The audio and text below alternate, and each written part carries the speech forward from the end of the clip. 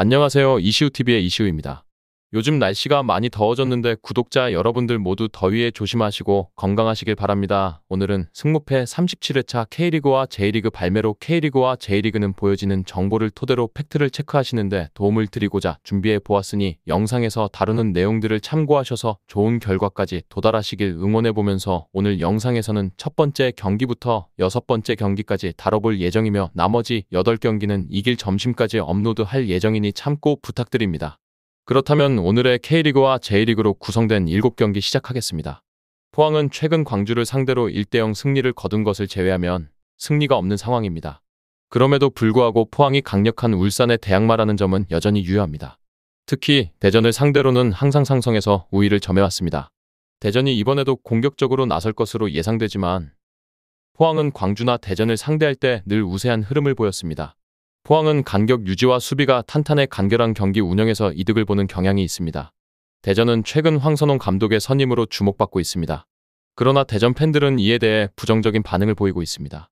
이는 황 감독이 올림픽 대표팀과 A대표팀 임시 감독으로서 보여준 전술적 역량이 좋지 않았기 때문입니다. 대전 시절에도 한 골을 넣은 후 수비에 치중하다가 집중력이 떨어지거나 공격적으로 나서다가 역습을 당하는 경우가 많았습니다. 포항을 상대로도 좋은 성적을 내지 못한 것도 이러한 이유에서입니다. 이번 경기는 포항이 유리할 것으로 보입니다. 포항은 공격적으로 나서는 팀을 상대로 강점을 보여왔으며 황선홍 감독이 최근 공격적인 전술로 성과를 내지 못한 점도 고려해야 합니다. 따라서 포항이 대전과의 상성에서 우위를 이어갈 가능성이 높다고 판단됩니다. 히로시마는 홈 경기에서 매우 에너제틱한 모습을 자주 보여줍니다. 히로시마는 라인을 끌어올려 상대 진영에서 실수를 유도하고 골을 기록하는 능력이 뛰어납니다. 그러나 잦은 압박 시도로 인해 간격 유지에서 약간의 틈이 생기기도 합니다. 도쿄 베르디와의 컵 대회에서도 히로시마는 아슬아슬한 경기를 펼친 적이 있습니다. 도쿄 베르디의 수비는 안정적이지 않습니다. 감독이 라인을 내리고 플레이하려 하지만 도쿄 베르디는 강한 상대를 상대로 체급 차이를 극복하지 못하는 경우가 많습니다. 특히 강력한 압박을 가하는 팀을 상대로 수비가 자주 무너지는 모습을 보입니다. 물론 도쿄 베르디가 히로시마를 상대로 2대3으로 잘 싸운 경기도 있었는데 유다이와 이츠키 듀오의 생산성이 매우 좋습니다.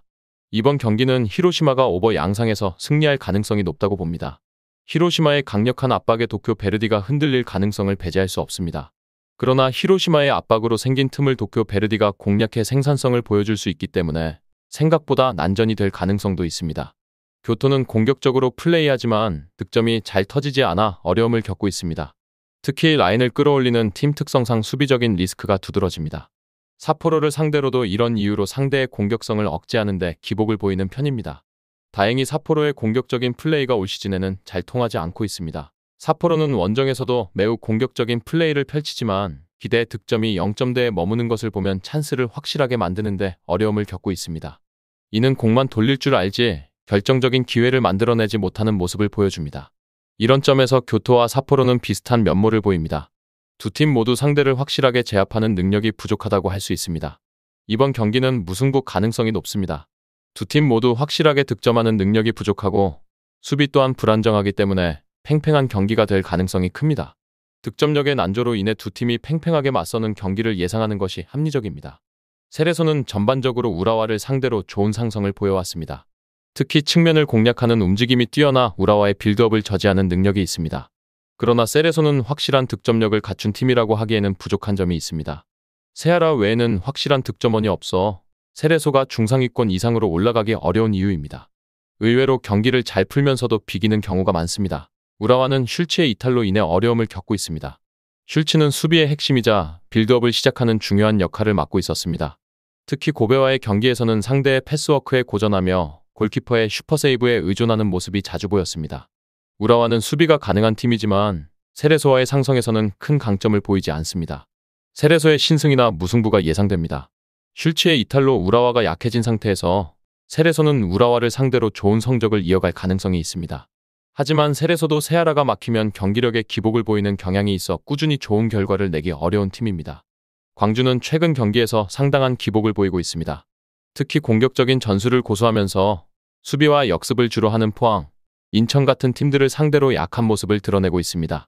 광주는 올 시즌 김천과의 경기에서도 1대2로 패배하면서 이러한 약점을 노출했습니다. 광주는 K리그 2부 시절부터 김천을 상대로 고전해왔으며 김천의 감독 정정용이 수비와 역습에 능한 점은 광주에게 큰 부담이 될 것입니다. 김천은 병장들의 휴가 반납 소식이 반갑습니다. 모든 병장들이 휴가를 나가면 가용 인원이 16명에 그치지만 다행히 팀에 남는 선수들이 많아 엔트리 운용에 숨통이 트였습니다. 김천은 병장들의 전역을 대비해 신병들에게 출전 기회를 자주 부여해왔기 때문에 조직력에서의 위기를 슬기롭게 극복할 가능성이 큽니다. 이번 경기는 김천이 이길 가능성이 높아 보입니다. 광주는 김천을 상대로 약한 모습을 보여왔으며 특히 김천처럼 선수비 후역습 성향을 가진 팀에게 매우 약한 편입니다. 반면 김천은 병장들의 휴가 반납과 잔류로 인해 엔트리 구성에 여유가 생겼고 신병들을 자주 사용하면서 조직력을 다졌습니다. 이러한 상황을 고려할 때 김천이 광주를 상대로 승리할 가능성이 높습니다. 광주는 공격적인 전술을 고수하는 동안 수비에서 빈틈을 보이며 김천의 역습에 취약할 것으로 예상됩니다. 강원은 16라운드까지 순조롭게 경기를 이어왔습니다. 그러나 강원의 전술적 특성상 여름이 되면서 체력 소모가 큰 공격적인 플레이를 유지하는 것이 큰 변수가 될 수 있습니다. 후반전에 체력 부족으로 인한 난조가 발생할 가능성이 있습니다. 강원은 26실점을 기록하며 리그에서 광주와 함께 최다 실점 1위를 기록하고 있습니다. 수원의 견고한 수비를 돌파하지 못하면 불리해질 가능성이 큽니다. 수원은 후반을 노리는 전략으로 나올 것입니다. 이승우가 대표팀에 차출되지 않으면서 체력 문제는 크지 않습니다. 이승우가 장염 증세로 제주 원정에 동행하지 않았을 때만 패배했으며 그의 창조성과 득점 능력은 여전히 충분히 좋습니다. 또한 수비가 지난 시즌에 비해 크게 개선되어 수원의 승부수 성공 확률이 높아졌습니다. 이번 경기는 수원이 승리할 가능성이 높아 보입니다. 강원이 체력 소모가 큰 전술을 여름에 유지하는 것은 큰 약점이 될 수 있습니다. 수원의 수비가 지난 시즌과 달라졌고 에이스 이승우의 체력도 문제없습니다. 강원이 초반에 확실한 득점을 올리지 못한다면 후반에 지치는 쪽은 강원이 될 것입니다. 정확한 배당 변동에 따른 실시간 추적과 최종 예측은 배팅 마감 직전까지 이루어져야 합니다. 위 부분을 참고하는 배팅이 아닌 더 근시적인 결과는 배당률 흐름의 변화 및 경기 시작 전 결장자 정보에 따라 변동될 수 있습니다. 함께 배팅으로 더 효율적인 승률을 만들고자 만들어낸 채널입니다. 모든 경기를 영상에 담아내기엔 한계가 있습니다. 이외 다른 경기들의 정보와 결과 예측 및 더 많은 도움이 필요하시다면 분석방으로 언제든지 연락주세요. 최선을 다해 보이겠습니다.